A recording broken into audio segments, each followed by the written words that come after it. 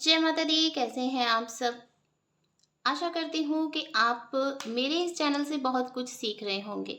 आज हम बात करते हैं बुध की। लगन में अगर बुध बैठा हुआ है मेष राशि में तो उसका क्या फल मिलने वाला है। आगे बढ़ने से पहले जल्दी से चैनल को सब्सक्राइब कीजिए, बेल आइकन दबाइए ताकि हमारे द्वारा अपलोड की गई हर वीडियो की नोटिफिकेशन आपको मिल सके। ये है लगन। लगन में बैठा हुआ है बुध मेष राशि में, जो कि मंगल की राशि है। बुध यहाँ पर थर्ड हाउस और सिक्स हाउस के स्वामी होकर लगन में बैठे हैं।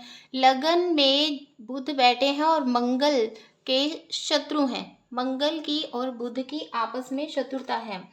तो इसके क्या परिणाम मिलने वाले हैं?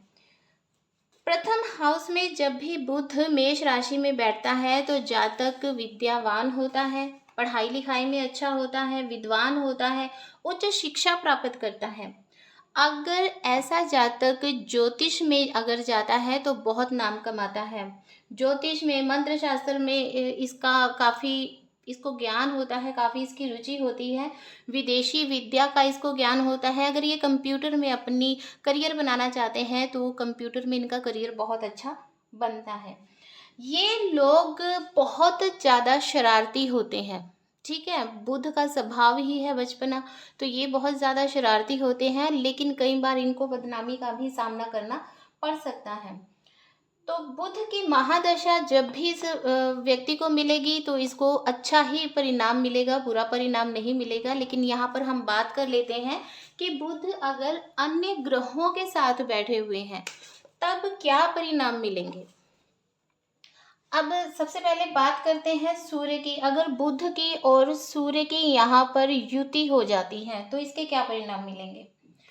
सूर्य देखिए जो है वो फिफ्थ हाउस से आए हैं और बुध के मित्र हैं, तो दोनों मित्र लगन में बैठ गए तो ये बुध आदित्य योग बन गया। तो ऐसे जातक जो होते हैं वो बहुत महान होते हैं, पराक्रमी होते हैं और उनको ऐश्वर्य की प्राप्ति होती है, अमीर होते हैं। जब भी बुध आदित्य योग एक्टिव होगा तो ये बुध आदित्य योग के पीरियड में बहुत धन कमाएंगे, बहुत नाम कमाएंगे। अब यहाँ पर बात करते हैं चंद्रदेव की।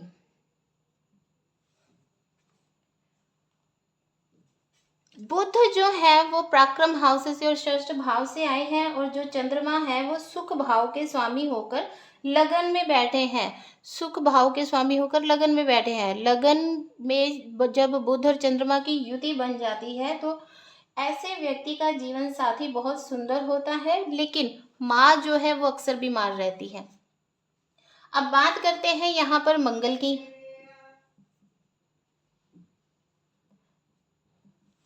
मंगल जो है वो बुध के साथ युति में लगन में बैठे हैं तो जातक शूरवीर होता है, पराक्रमी होता है, बुद्धिमान तो होता ही है, शत्रुओं को परास्त करने का भी इसमें बल होता है। तो ये रुचक योग यहाँ पर बन रहा है। तो राजा का मंत्री हो सकता है या कैबिनेट मंत्री ये व्यक्ति हो सकता है। बुध की जब बृहस्पति के साथ, देव गुरु के साथ जब भी बुध की युति होगी, देव गुरु के हाउस है नाइन्थ हाउस और ट्वेल्थ हाउस, ठीक है, भाग्य भाव के स्वामी बनकर गुरु जो हैं वो बैठे हुए हैं लगन में। तो ऐसे में जो व्यक्ति होता है वो परम भाग्यशाली होता है। एक अच्छा शिक्षक, टीचर बहुत अच्छा हो सकता है, ठीक है, उपदेशक बहुत अच्छा हो सकता है। तो ऐसे लोगों को अपनी अगर ये करियर टीचिंग में अगर बनाते हैं तो इनका करियर जो है बहुत ही अच्छा रहता है। अब बात करते हैं यहाँ पर शुक्र की। शुक्र जो है वो भी गुरु है, लेकिन वो असुरों के गुरु है।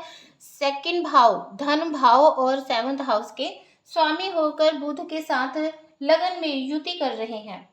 तो ऐसे में जातक का जो जीवन साथी होता है वो बहुत ही सुंदर होता है और ऐसे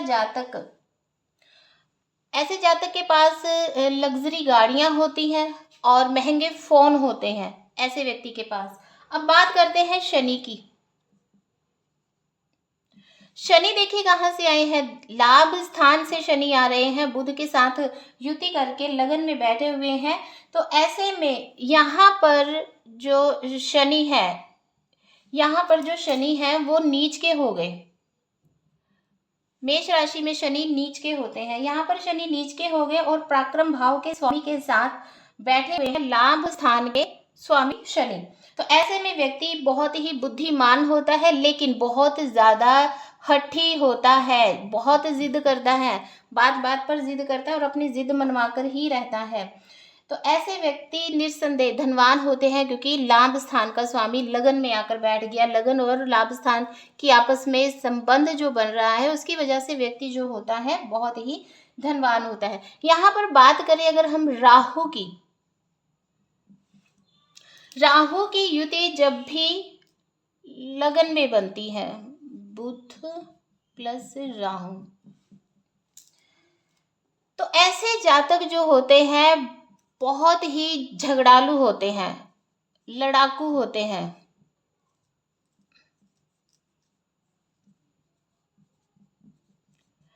ऐसे लोग लड़ाकू होते हैं, बहुत जल्दी इनको गुस्सा बहुत जल्दी आ जाता है, लेकिन फिर भी ये चतुर चालाक और बुद्धिमान होते हैं। अगर यहाँ पर बुध की जो युति है वो केतु के साथ बन जाती है, तो केतु जो है वो हर एक लड़ाई झगड़े में व्यक्ति को सफलता दिलवा देते हैं। तो ये मैंने आपको कुछ बुध के बारे में बताया है। आशा करती हूँ कि ये आपको अच्छे से समझ आ गया होगा। अगर किसी की बुध की महादशा में ये सब अंतरदशाएं चल रही हैं, तो व्यक्ति को किन किन चीज़ों का ध्यान रखना चाहिए उसके बारे में हम चर्चा कर लेते हैं। एक तो धर्म कर्म के कार्य करने हैं, धर्म कर्म के कार्य करने हैं। मांसाहार बिल्कुल नहीं करना, मांसाहार बिल्कुल भी नहीं करना। गणपति जी की पूजा करनी है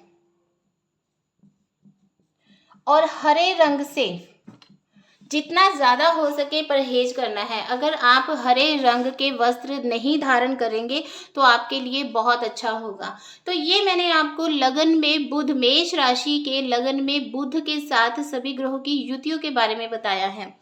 तो जल्दी से चैनल को सब्सक्राइब कीजिए, बेल आइकन दबाइए, ताकि हमारे द्वारा अपलोड की गई सभी ग्रहों की जानकारियां आप तक पहुंच सके। अगर आप एस्ट्रोलॉजी सीखना चाहते हैं तो हमारे नंबर 8054543656 पर संपर्क कर सकते हैं। आपको पूरी नॉलेज बताई जाएगी। आपको एस्ट्रोलॉजी की मास्टर डिग्री तक के लिए एकदम से तैयार कर दिया जाएगा, जिससे आप किसी की भी कुंडली खोलते ही समझ जाएंगे कि व्यक्ति के जीवन में क्या होने वाला है।